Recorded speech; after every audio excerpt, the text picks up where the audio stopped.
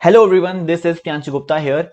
I welcome you to the final part of this amazing stock tracker app series using Django channels, Celery and Redis. And thanks a lot for supporting the channel and motivating me to bring such videos. If you are new to my channel, I want to tell you that we have started a series called as Stock Tracker app using Django channels, Celery and Redis so that we can receive the live stock update, the real-time stock data to the front side, to the client side. For that, we are using WebSockets, and to automatically call that third-party API, we are using Celery here. So if you have not watched the previous parts of this playlist, then I will provide a link in the description box of this video. You can check the full playlist. And if you like the content on my channel, then you can subscribe my channel as well.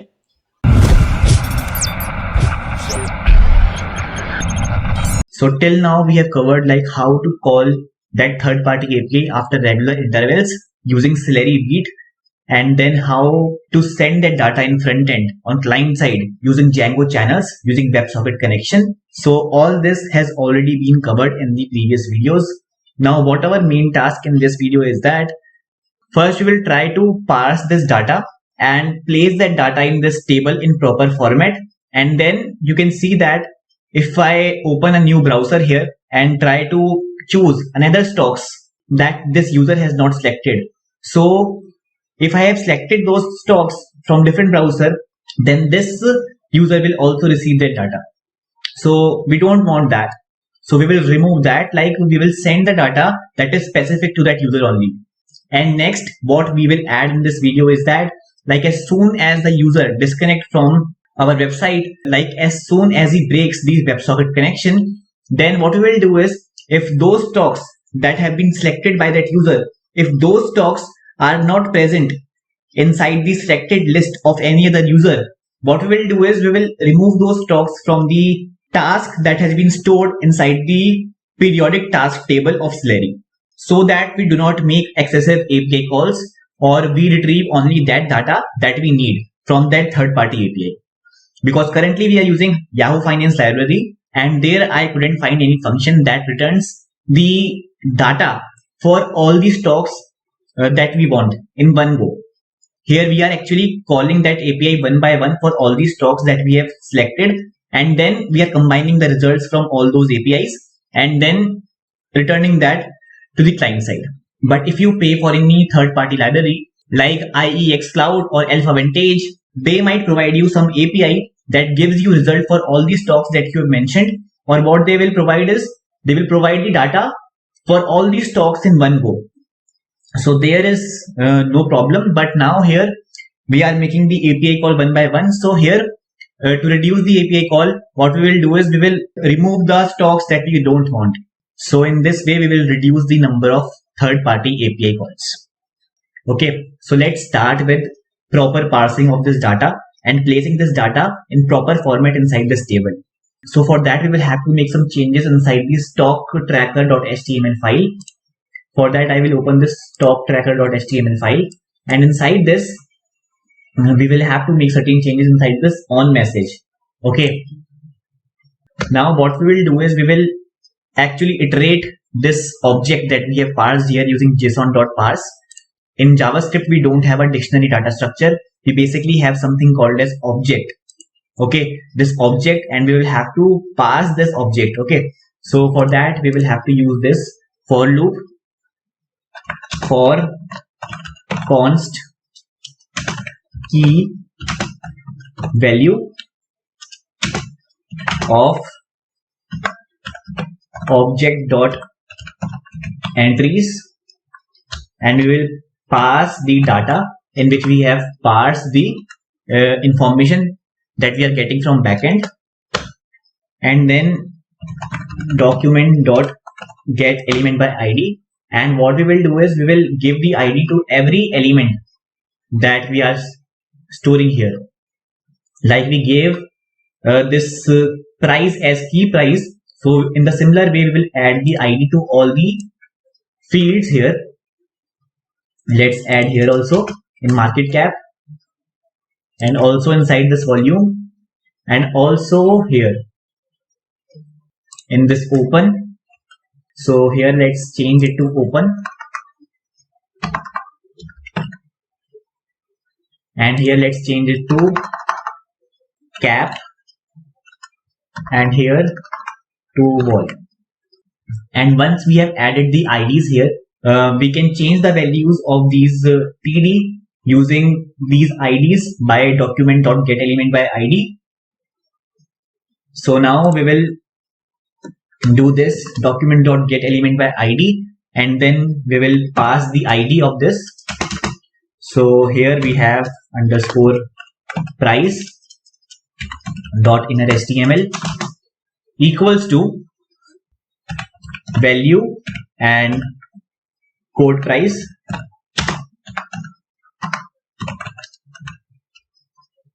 semicolon, and we will let's copy this for all other fields.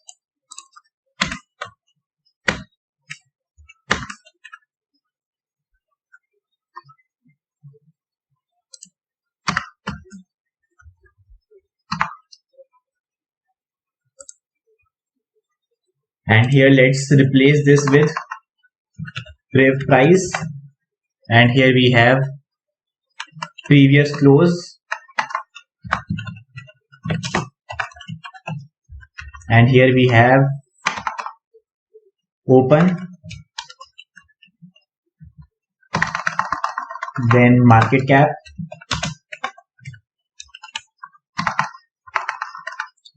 then volume,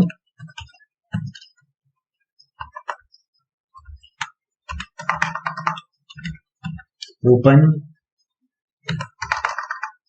cap, wall,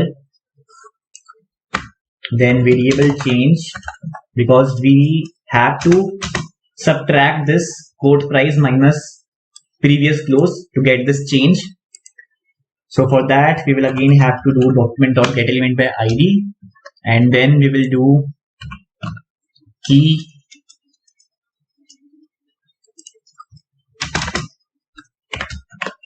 price dot inner HTML minus document.getElementById key plus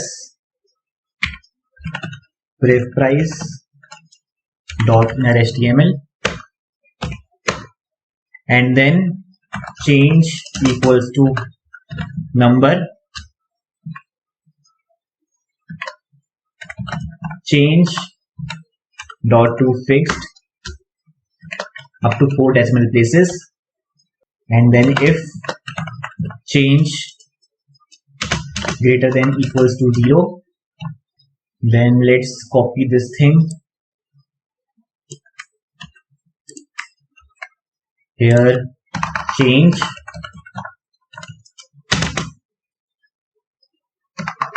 dot class name, and here we will write green,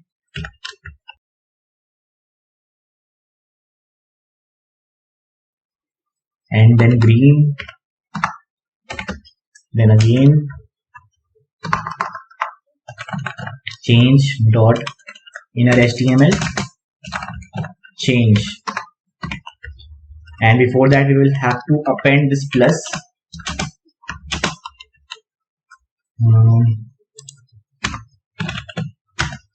else if change, then let's copy this, then red minus change, and now it's done.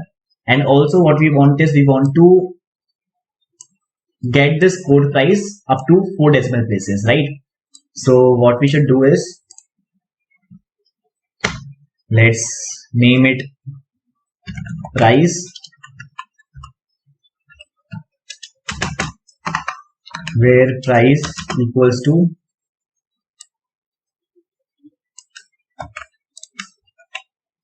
and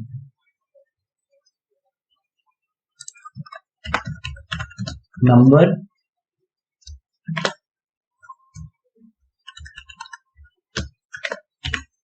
to fixed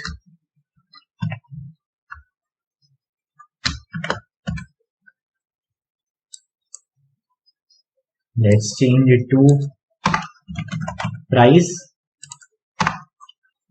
and similarly we can do for prev price as well, right? So where prev price equals to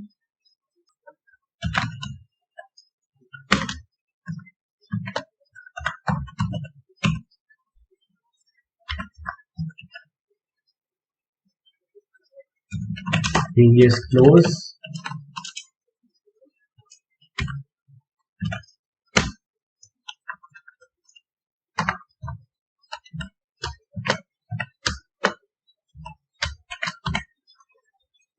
and then prev price, right? Control save, and now I think data should reflect here properly, right? But currently since it's 8:15, so stock market will be closed right now, so we cannot changes right now, but let's test that we are getting some error or not here. So let's start the server here. Python manage.py run server, Celery worker, and then Celery beat. Once we have started the server, we will refresh this page, and then let's see we are getting any error or not. Okay, so here is some error, that is this one. ID key from, instead of this we'll have to place here. Control save, and now if I refresh the page here,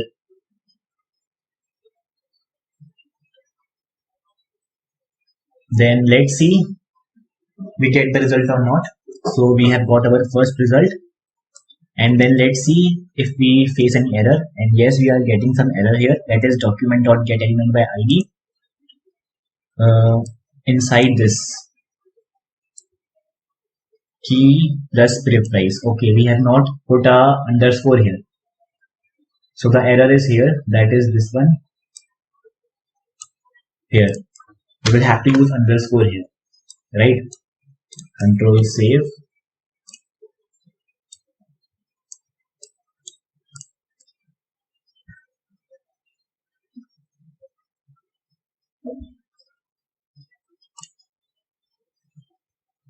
and it's coming successfully, right?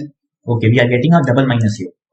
Okay, we are getting a double minus here. Let's see why. Okay, for minus there is no need to put a minus here, right? We will get minus automatically.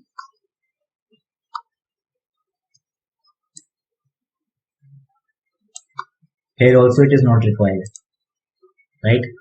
Because for minus we automatically gets minus. Control save,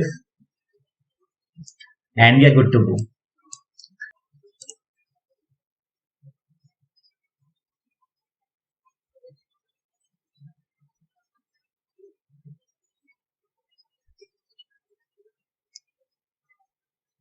Now we have successfully transformed this data into proper format to be displayed over front side. Now what we want is, we want to send data to the user to the client side, only for that stocks for which he have selected. And for that what we can do is, we can store that information in database, like whatever stocks a person chooses, we can create a record and store the details inside that. So let's create a model for that inside our models.py. So let's open this models.py. Let's create one model here, class stock detail models.model stock equals to models.char field, max length equals to 255, then unique equals to true, user equals to models dot many to many field, because any user can select as many stocks he wants, and one stock can be allocated to many users as well. So here we will have to import the user model here from, because currently we are using the default user model,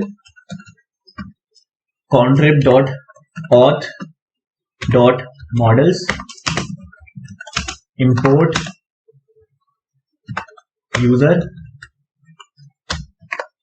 and user, control save, and we will create the table for that inside our database. So python manage.py make migrations, python manage.py migrate, and as soon as the user connects to our WebSocket connection, then we will store all that information, we will store all that stocks inside our database. So for that we will have to make some changes inside this connect method, right? So here we are. Now let's add some more functionality here. Add user to stock detail, right? And here we will have to, and here again we are performing some Django ORM operation. So for that we will again have to create one separate synchronous function, right? So let's name it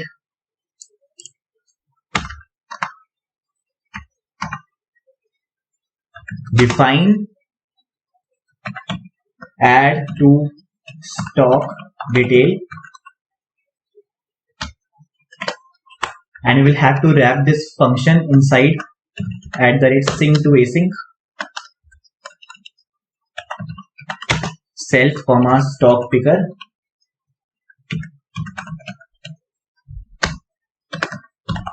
user equals to self dot scope user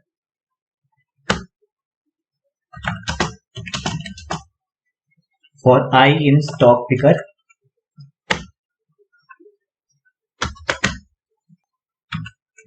stock comma created, then stock detail dot objects dot get or create stock equals to I,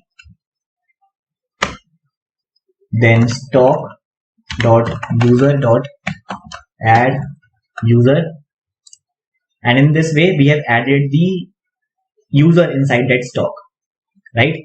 So here we will again call this function, here we will call this function using await self dot add to stock detail, here we will pass the argument of stock picker, and it's done. Okay, control save. Now we have added all the information in database as well. Now what we want to do is, like, we want to send the data to front end, only that data that user has selected. So for that we will have to make some changes inside this. Let's make some changes inside this send stock update method. Okay, so what we will have to do inside this send stock update, we will have to select only those stocks that are present in database corresponding to that user.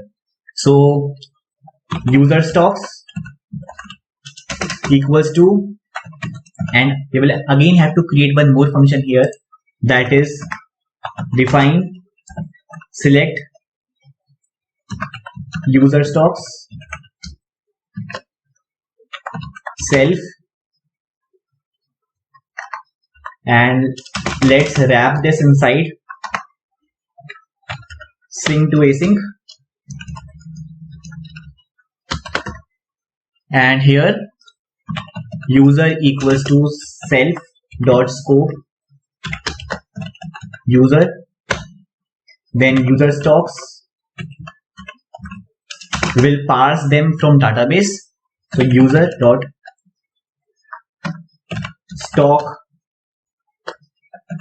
detail set, because it is many to many field, that's why we will have to use set here, then values list, then stock because here we only want the stock symbol. Okay, we don't want anything else. We just want the stock symbol here, and we have used the stock attribute field inside models.py. As you can see here, stock. That's why we only want stock here, and then we will use flat equals to true to give us the list of that only, right? And then we will return list of user stocks. And why I have done this list, because if we pass this user stocks directly to this async function, then it will give us Django ORM error. So we will have to convert that into list using this list function, and then we can use that user stocks object inside here. And here we will write select self.select user stocks, and once we have retrieved those user stocks, then we can remove those user stocks from this message. We have keys equals to message, because message is a dictionary, so message.keys. Then for key in list keys, if key in user stocks, then pass, else delete message key. And if you remove all that stuff directly from this message that we have retrieved here from this event, then what will happen is it will delete from all the users, because Python is basically the object by reference, right? Object by reference. So when we pass any object to this function, then the reference for that object is transferred here, not the value. So let's say this is the address where this event, the actual object, is stored in the heap memory. So this is the heap memory, and this 2 is the address of this event object. Okay, this is the event object, and this points toward this. So when we pass this event to a function, then instead of passing this value, we are actually passing the address. That's why it's called as object by reference. Pass by object by reference. Now if we try to modify this event directly here, because when we do this message equals to event message, then one new variable will be created here, message, and this will contain the same value of 2 here, or let's say this is the message here, because inside event we have message, and this is stored at an address of 3. Now this message variable will contain 3, and this will point towards this, right? Now if we try to modify this message, we are actually modifying this.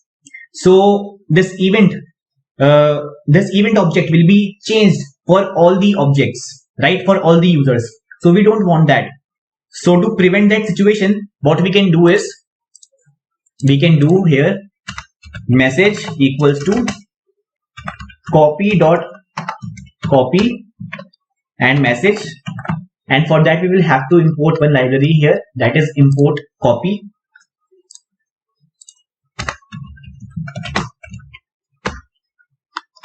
And now here what we have done is, what this copy.copy will do, like earlier message was holding the address of this object, right? This message of event. Now what it will do is, it will create one copy of this, and now this message will contain the address of this new value. So it will be modified here. So now it will not change the actual object value. And now what we can do is, we can delete from that dictionary using delete message key, and then send that data, right? Now we can press Ctrl save. Now we have configured how to send that user specific data only. Now one more thing is left, that is disconnect method. Now we want to delete all those stocks if they are not present in the selected list of other users. Then we want to remove those stocks from that args field of periodic task. So we can do that by doing this. So inside this disconnect method, So here we can do await and self dot. Now we will create one helper function here. Let's create one helper function. Define helper function self @ sync to async. Inside this user equals to self dot scope user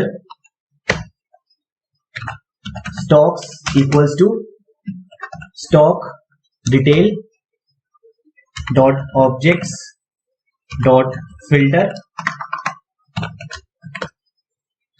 user id equals to user dot id. Then task equals to periodic task dot objects dot get. Name equals to every 10 seconds. Args equals to json dot loads task dot args. Args equals to args 0 for I in stocks. I dot user dot remove user if I dot user dot count. Now we are basically checking the count. If count is double equals to 0, then we can remove that stock from that args, right? Args dot remove I dot stock, and we can even remove that record, full record from database as well.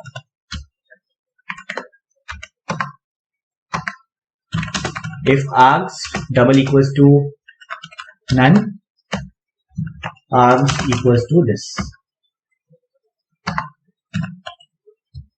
Task dot args json dot dumps args, and we will store back this to task args field. Then task dot save, and what we can do is if args, if len of args double equals to 0, then we can remove that task as well, so that we do not make excessive third-party API calls, right? Task dot delete, right?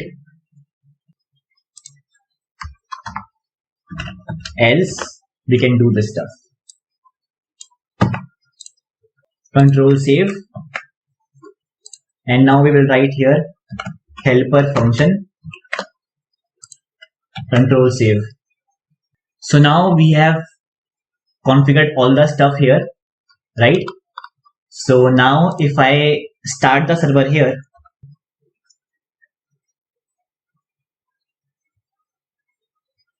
and let's first remove the tasks here because we don't want any errors here.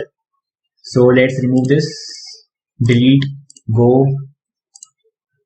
then home, then task results, go,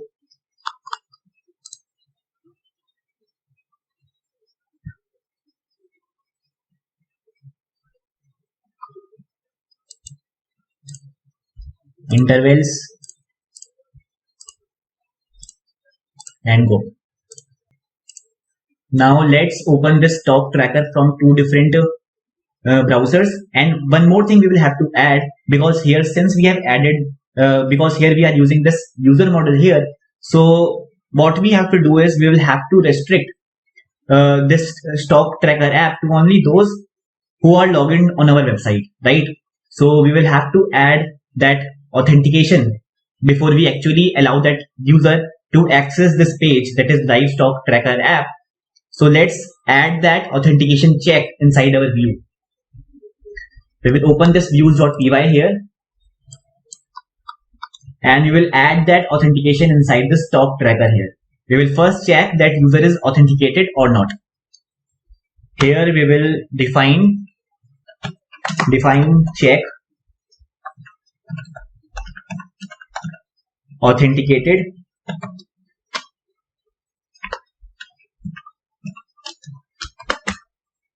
then if not,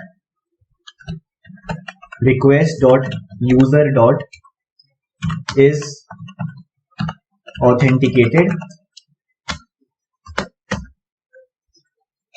return false, else return true. And inside the stock tracker, we will see if the user is logged in or not. Is logged in equals to await check authenticated request. Sorry, there is no need to call this await here because we are currently inside synchronous function only. And then if not is logged in, then return HTTP response login first. And let's convert this stock tracker synchronous function to async, because currently we are using ASGI server. So if we use this async, we will actually increase the efficiency of our server. And if you want to know about this sync or async, when to use this sync or async function, or when to use this sync to async or async to sync, then you can check out the revolutionary course on my channel, and you can know about how this async works. And if we remove this async, how this synchronous function is actually run inside this ASGI server. I have covered all that stuff inside that course. And the main point is that course is for free. You can check out that playlist on my channel. And we will have to make this @sync to async. And for that we will have to import certain things from ASGI ref dot sync, import sync to async, and await here, right? Control save. So if any user tries to access this page, he must be logged in, otherwise he will get this HTTP response of login first, right? Now I will create one more user here inside our project, because I want to log in as two different users from two different browsers, right? So now I will write here python manage.py create super user.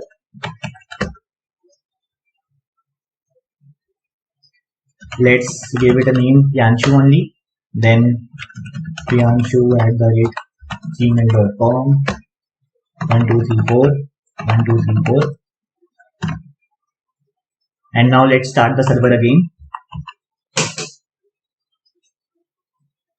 And now if I open another browser, okay, and now I will select the stocks that I want here. And before that, let's log in here in the form of Priyanshu 1234. And now I am logged in here. Now again, let's move to that page. Now I will choose the stocks here. Let's say Wipro, because Wipro is not there, Titan, and some common stocks which are here also, like Reliance and Bharti Airtel, and submit. And before I submit, let's start the Slurry worker as well. Slurry and Slurry B. Now let's submit and refresh here. Now we will open the console here, inspect, and in console let's see that we are getting only user specific data or all the data. Let's wait for some time and let's see. So here you can see that we are getting the data for Bharti Airtel, Reliance, Titan and Wipro only. And here we are getting data for Bajaj Finance, Bharti Airtel and Reliance. So this is working perfectly fine here, right? And now if I break the socket connection, and now if I go to this and home, and let's register our model here in admin.py file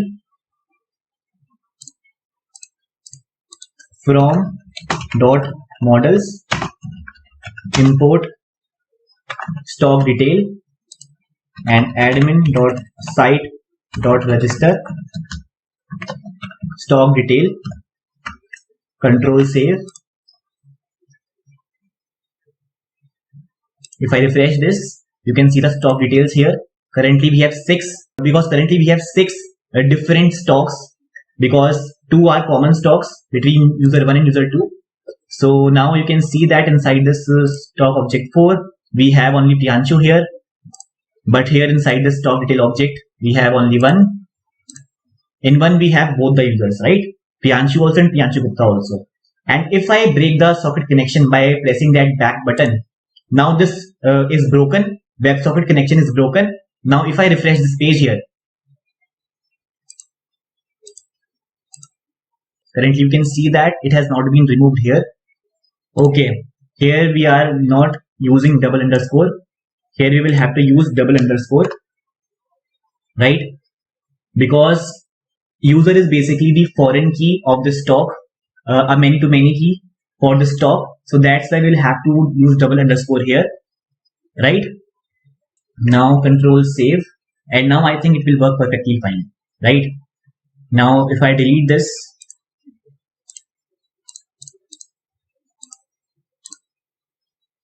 and let's delete the interval as well.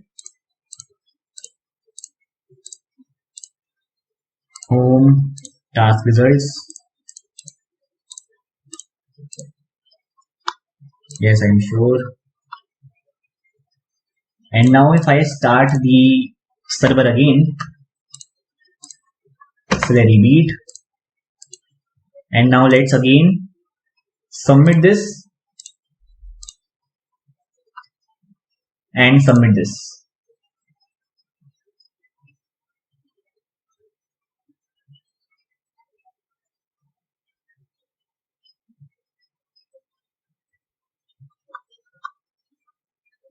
Sometimes it takes time because of that Yahoo Finance, but now you can see that we are getting all the data here, and now we have a task result here, right?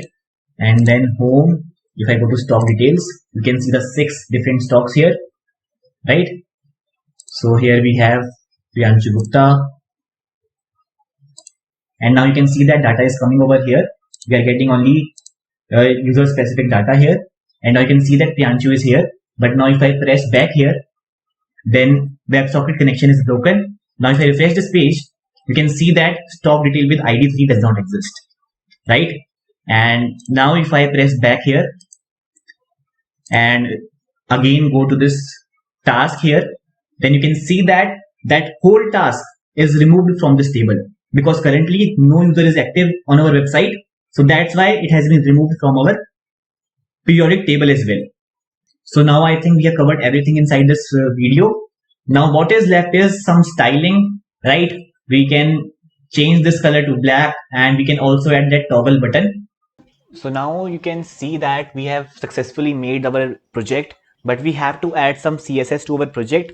So let's add that to make a better user interface. So for adding that toggle button here, we will have to modify here something inside this basic.html file. So I am adding that toggle button after this nav bar. So I will write here div class equals to toggle container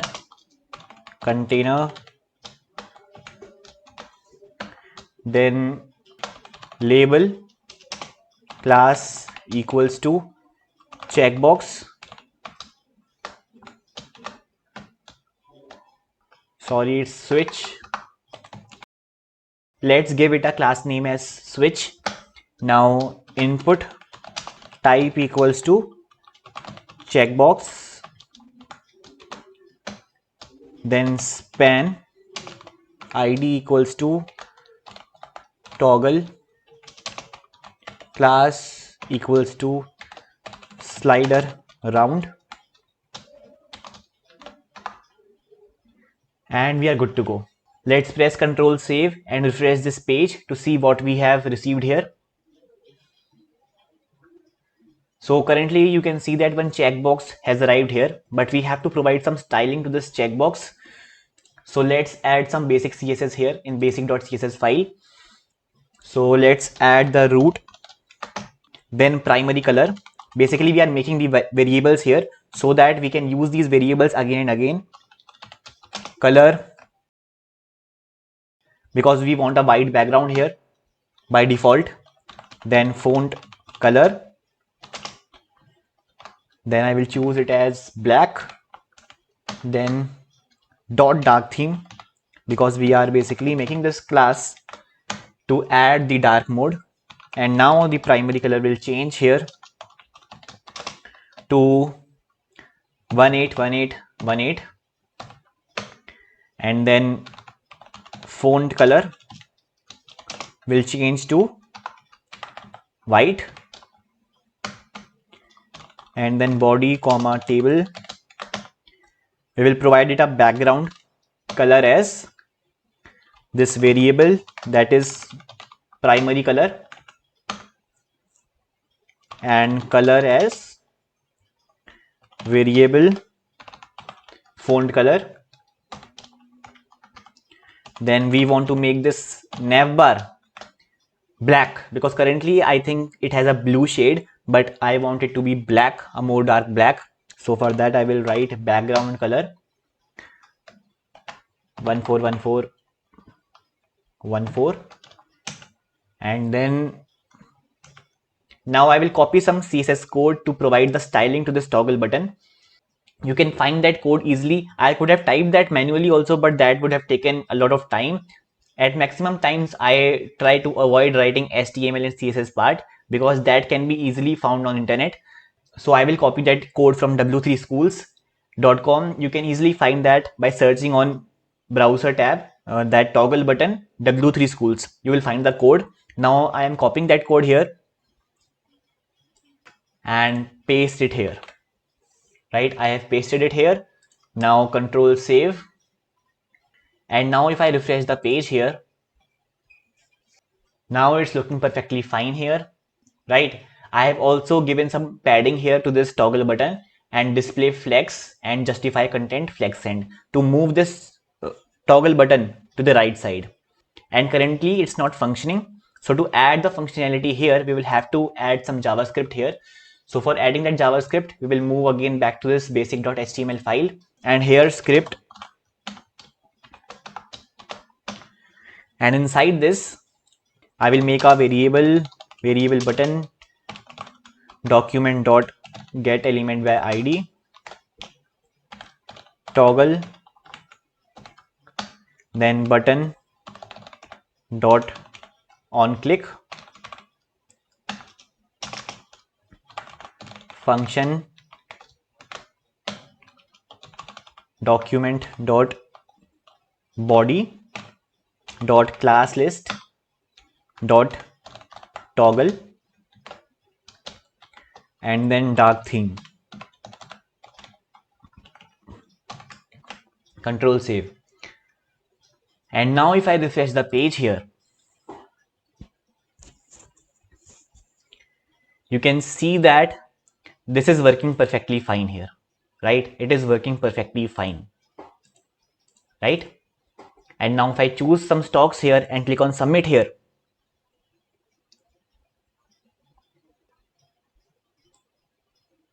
then you can see that we are getting a perfect output here. But here we are getting this black font color here. To remove that, we will have to use important here, because it is basically being overridden by Bootstrap CSS. And now if I refresh the page here,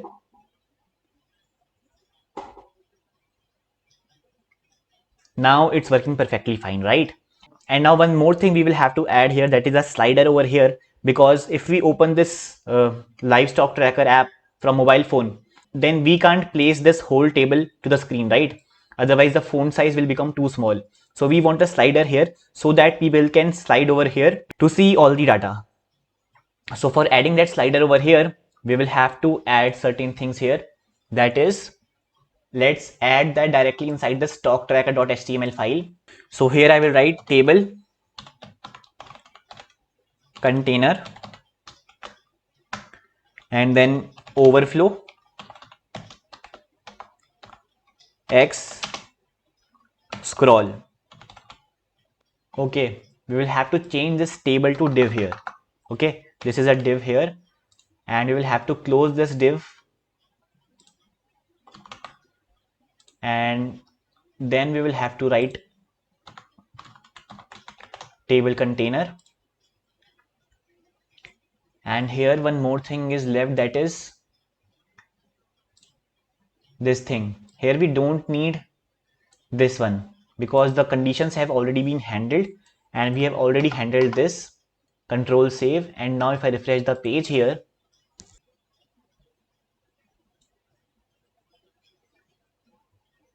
then you can see that we are getting a slider over here, right? If we reduce the screen size, then we are getting a slider over here, and you can also see the positive sign and negative sign as well. So now I think this project is working perfectly fine here. Now if I choose some stocks here, let's choose Bajaj Finance, Bharti Airtel, HDFC, and click on submit here.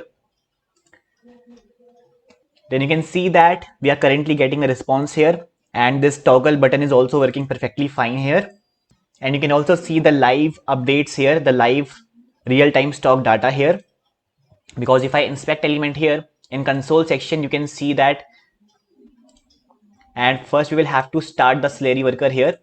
So let's start the Celery worker and Celery beat. And now let's see if we get some real-time stock updates over here or not.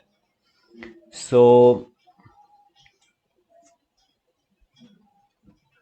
you can see that this data is changing automatically by its own after regular intervals, because we are basically using that Yahoo Finance library to get the real-time stock updates. So you can see that we have successfully built our live stock tracker app using Django channels, Celery and Redis. You can see that it's working perfectly fine. This toggle button, this table, this green and red with plus and negative sign, and we are getting the real-time stock updates through WebSockets, and our Celery worker is running in the background, which is basically calling the third-party API on its own after regular intervals and sending that data to front end to client side using WebSockets. So this was an amazing project that we have built. You can definitely add this amazing project on your resume to display to others, because currently you all know that stock trading and investment is so popular, right? It has come into a trend.